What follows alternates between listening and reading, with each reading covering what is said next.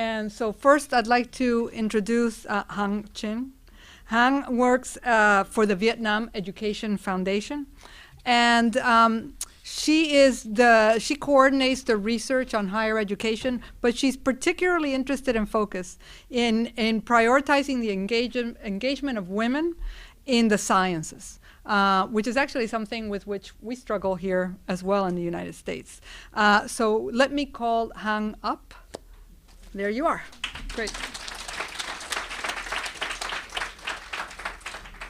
Thanks, Tessie.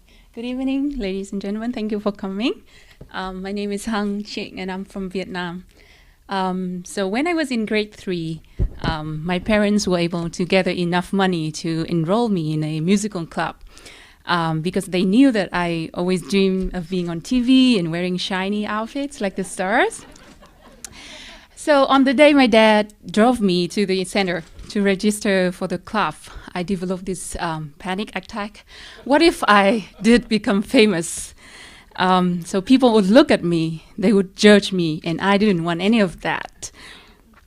My whole childhood I was told to have manners, to behave, to be good because people are watching you and you don't want people to judge you.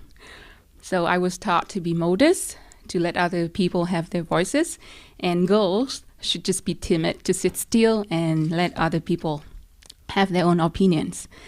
So with all the what ifs I have in my head, I decided not to go to the center that day, and thus I missed my chance to be famous.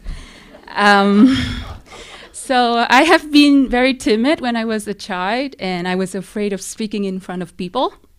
So fortunately, in middle school, I started to change gradually.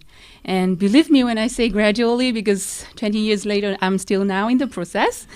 But here I am today. I'm standing in front of all of you, representing this diverse and unique group of beautiful and competent women leaders from 21 countries around the world, sharing with you a part of our experience. Now you can understand my internal panic right now. So as Tessie say, I work for the Vietnam Education Foundation. The foundation was founded in 2000 by Bill Clinton as an effort to normalize the relationship between the US and Vietnam. So our foundation, we focus on educational exchange in the field of science and technology. And one of our main programs was to help young and talented Vietnamese people to obtain graduate studies in the US. I could actually tell you the exact statistic of how our programs are going right now, but though those numbers are very impressive, I don't believe they tell the whole story. So let me tell you a story of Nguyễn Thị Hiếu. She is one of our female fellows. She was born and raised in a very remote area in Trà Vinh province in the south of Vietnam. That province, women seldom have access to higher education. So in fact, she was the only girl in her village who got the opportunity to go to university. So every morning she woke up at 5 a.m. and she waited across a river with a change of clothing in a plastic bag on her head. She crossed the river and then biked like 10 kilometers to school. That happened every day. But it couldn't stop her. It didn't stop her. She actually told us it just helped her to be stronger and to let her know what she wanted to do in the future.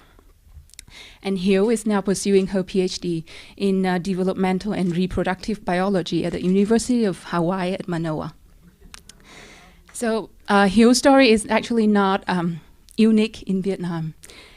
In Vietnam, women are often taught that responsibilities to their families come first and have priority over their professional responsibilities. Recently, through our foundation research on higher education, we found out that 90% of the respondents affirm that females have equal opportunities to enroll in universities, to get funding, to study abroad, to become instructors and get promotions. But however, only when the cooking, the cleaning, the childcare tasks are finished and completed could they pursue those opportunities. And you know that it's obviously after those responsibility, women are left with no more time. So at the foundation, we address gender equality by giving equal opportunities to people to pursue their dreams. We are there to assist the best minds of Vietnam by providing them with a chance and accompanying them along their journeys. The same thing goes with what I have experienced here with CEDPA GWIM this summer. Over the course of 3 weeks, I've learned that women from all over the world experience many of the same challenges we have in Vietnam. There are a set of expectations that women are held to with such force that is very suffocating to growth. So during these past 3 weeks, we were lucky a few of us were given some room to breathe. And CEDPA Plan USA has made it so easy to breathe this air. Being with GWIM has made summer 2014 one of the best summers of my life. I now have friends from 21 different countries that I plan to visit.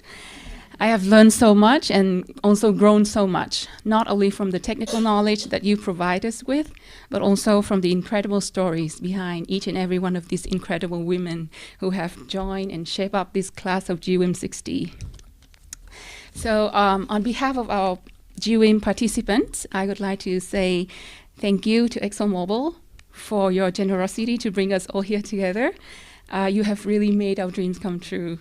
Thank you to the CEDPA and Plan USA team for your wonderful facilitation and for your organization of this excellent workshop. We thank you for all the work that you have done and for all the efforts that you have put together to realize our dreams, to empower us, and to continue to accompany us along our journey to become exceptional women leaders in our communities. We thank you. I'm not done yet.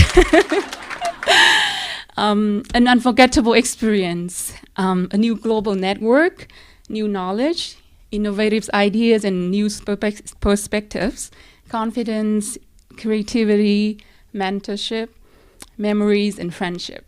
Those are the few things that we take with us after GWIM. But on top of everything, I believe it is the strong belief in women leadership and empowerment that we will continue to embrace. We thank you for believing in us. I am standing here right now with the force of 27 beautiful, strong women behind me. I am no longer that timid girl who I used to be. I actually believe I can achieve, and I thank you for the opportunity to prove that I can. Thank you. Thank you very much.